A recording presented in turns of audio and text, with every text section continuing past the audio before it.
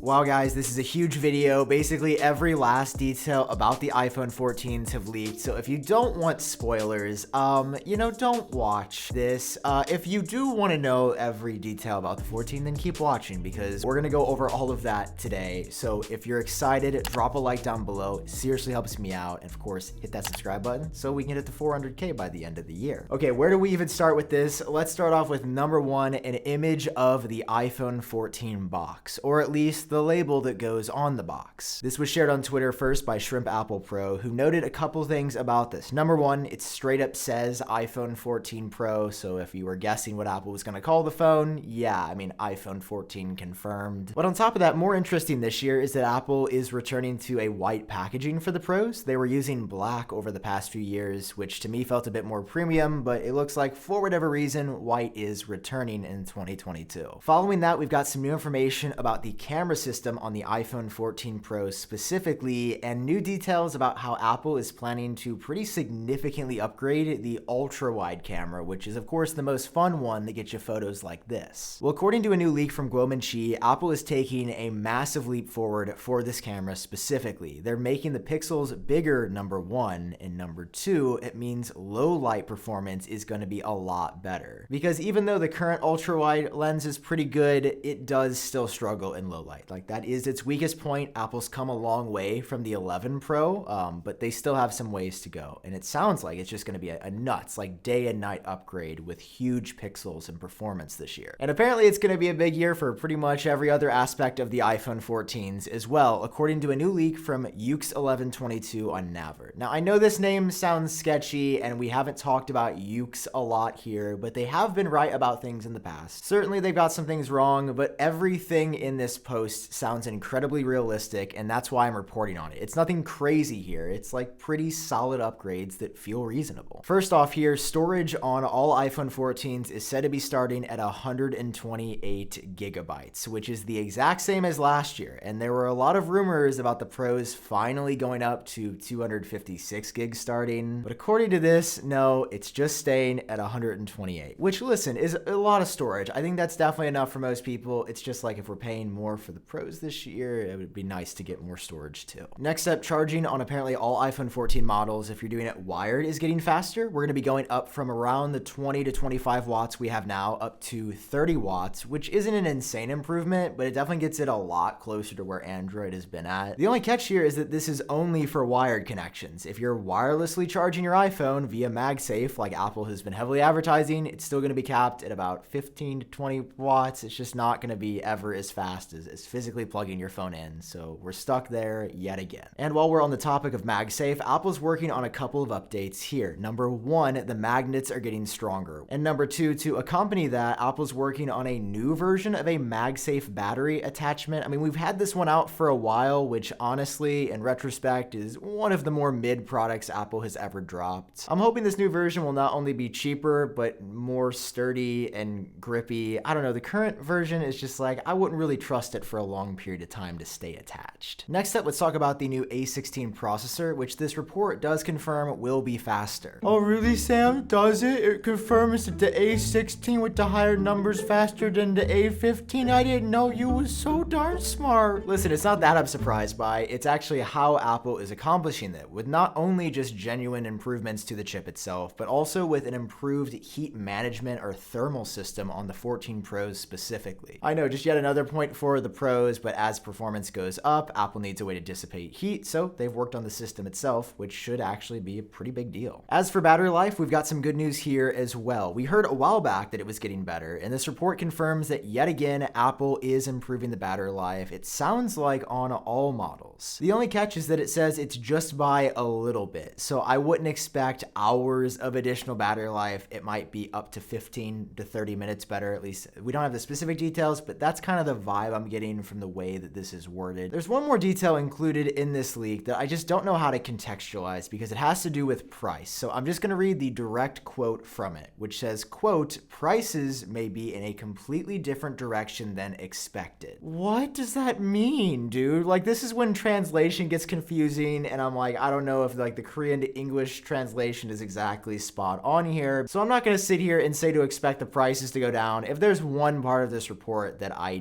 don't really trust it's this because pricing information is ridiculously locked down even just a week before the event. And actually I lied, there's one other big part of this report that I completely glossed over, which is the new colors. We have the final colors for both the 14, 14 Max, 14 Pro, and 14 Pro Max, and I'm interested to hear your thoughts. Let's take a look at the 14s first. This amazing mock-up of the new colors was provided by Ian Zelbo, who's a dear friend of the channel. We see here we get red, starlight, midnight, blue, purple on the standard models, as well as green sticking around. Wow, okay, so definitely a different direction Apple's doing with the colors. It's definitely an all-new palette that they haven't used before.